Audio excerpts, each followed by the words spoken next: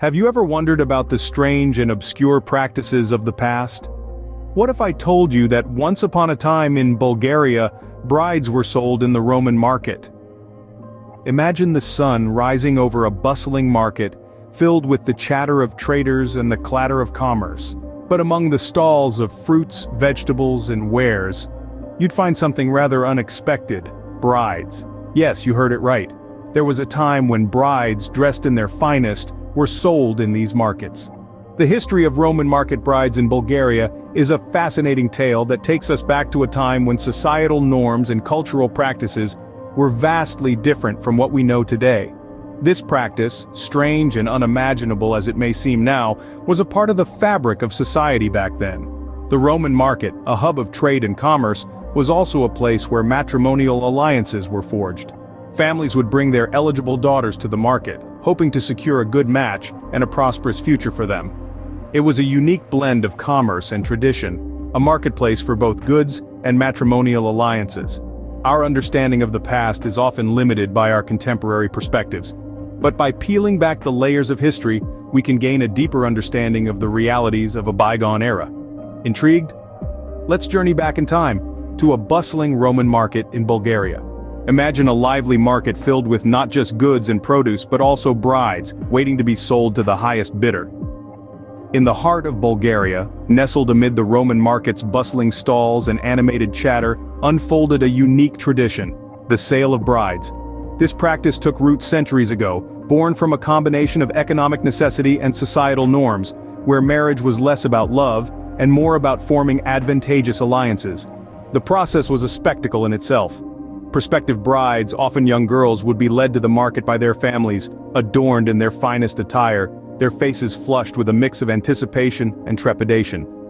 Sellers would then boast about the virtues of the brides, highlighting their domestic skills, beauty, and even their dowries, to attract the highest bid.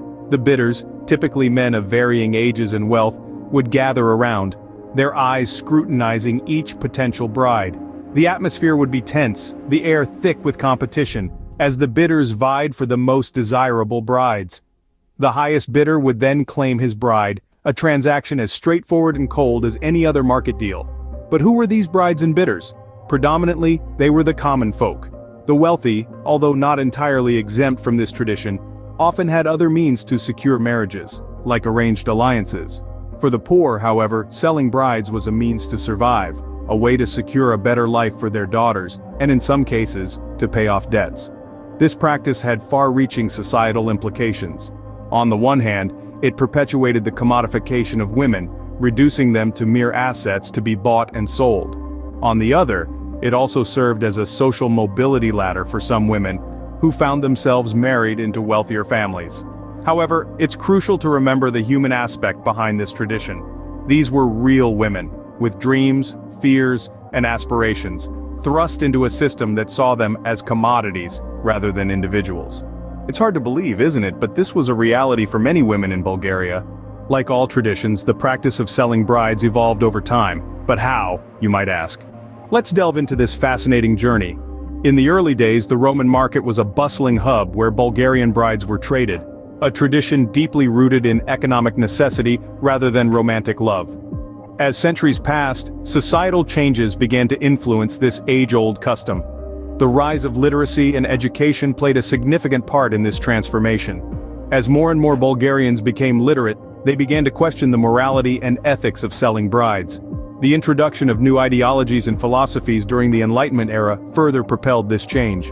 Concepts of individual rights, freedom, and equality started to permeate Bulgarian society. Women, who were once seen as commodities, began to be recognized as individuals with their own rights and aspirations. Then came the Industrial Revolution, which brought about significant economic changes. The need for a dowry or bride price dwindled as people moved from rural areas to cities in search of jobs and opportunities. This shift in economic structure gradually led to the decline of the bride-selling tradition. However, it was not until the advent of modern feminism in the 20th century that the tradition was completely uprooted. The feminist movement championed women's rights and autonomy, making it socially unacceptable to commoditize women in such a manner. This led to a seismic shift in Bulgarian marriage practices, transitioning from a transactional exchange to a bond based on mutual love and respect. But the transformation was not just about the eradication of a tradition. It was also about the evolution of Bulgarian society. It was about how norms and values changed over time, reflecting the country's journey from a traditional society to a modern, progressive one. The echoes of this practice can still be heard in some corners of Bulgaria, a haunting reminder of a bygone era. Looking back at such a practice, one can't help but feel a mixture of emotions. The selling of brides in the Roman market, a tradition that once permeated the fabric of Bulgarian society, stirs a pot of feelings: shock, intrigue, perhaps even a sense of sorrow for the women who were part of this unusual ritual. As we reflect on the details, it's crucial to remember that this isn't just a tale of an ancient marketplace or a long-forgotten tradition. This is a narrative about people, about society, about the norms and values that governed their lives. It's a story that whispers into our ears the echoes of a time that seems so different from our own, yet is undeniably intertwined with our present. We find ourselves drawing parallels between then and now, seeing traces of the past in our present. We're reminded that as societies we've evolved, changed, and grown, but the essence of our past, for better or worse, is still alive within us. It's part of our collective consciousness, shaping who we are and how we view the world. Understanding this history is not just about uncovering the past, it's about preventing the repetition of practices that no longer serve us. It's about learning from the mistakes and triumphs of our predecessors to forge a better future.